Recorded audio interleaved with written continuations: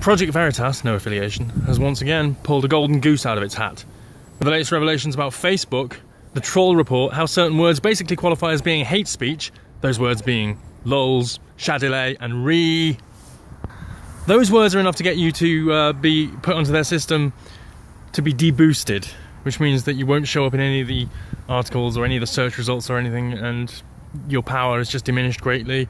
So they demonetize, they deboost, they do the shadow banning, they do all these kind of things, and they ban completely benign words and say that they're bad and say that they're racist and Nazi and fascist and all the rest of it, just like they did with Pepe, just like they do with memes in general, because meme culture was known to have won the war. The war being when Trump took over and Brexit. Because Hillary Clinton was being caught again and again with her hand in the cookie jar, so meme culture actually called her out on that because no one else did. No one else would. There was no system of justice for people like that. Meme culture was the system of justice for us, and we got around it that way. And we have grace under pressure, like we make jokes about things in difficult situations. That's how we deal with these ridiculous things that were going on.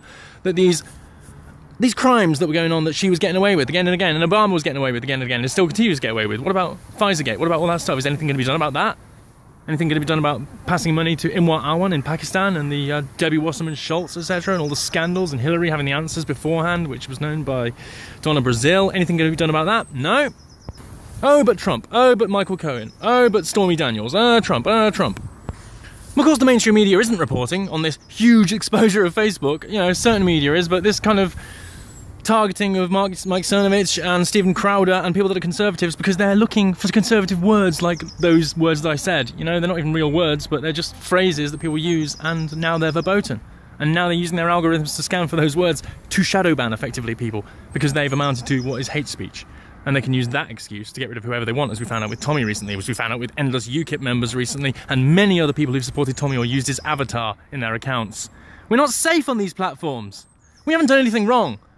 This is the problem. People always say you've got nothing to hide if you've done nothing wrong. We haven't done anything wrong. We're just not safe because our government is wrong. Our government is acting illegally and in the capacity that it shouldn't, because it's a dictatorship. And no one can get rid of any of the governments now. All the puppet politicians around the world. Look at the scandal embroiling Canada right now with Justin Trudeau, the sexual abuser, and you know, giving money to globalist institutions, etc. He's just ransacking that country and guilty of treason, just like everyone else. Macron. Protests are happening right now in Paris, week 16. We can't do anything about these globalist puppets because we've not been given the right system of justice to do so. It's a two-tiered system of justice. It's a sham democracy. We've not got any actual power. And so what should we do? We should march behind Farage after giving him 50 quid. So this was all being hidden about deboosting. They didn't even want people to know that that word existed. Now that it exists, because Project Veritas has exposed it. The true journalists in America, the only ones left. Because that's what investigative journalism is. Whenever you post a video on YouTube or whenever you post something on Facebook, it converts what you're saying into text form, then scans the transcript for words in that list on the troll report that are offending, so that it can shadow ban you, deboost you, and reduce your influence. You've done nothing wrong, you've just said something like, learn to code. This is tyranny. This is wrong. This is how we all live now, and we all take it for granted. We've given these social media companies too much power. And they want to destroy all the competition like Gab and Dissenter, but they're really having trouble with Dissenter right now. But they want to shut it down at its source. They don't want us communicating. They've been painstakingly finding excuses to remove our ability to communicate and get their armies and mobs, their leftist mobs, etc., to say that free speech is evil, it gives rise to neo-Nazis, so we need to stop free speech. That was the problem all along. We need a free press, but we don't need free speech because that's evil. That's what they say.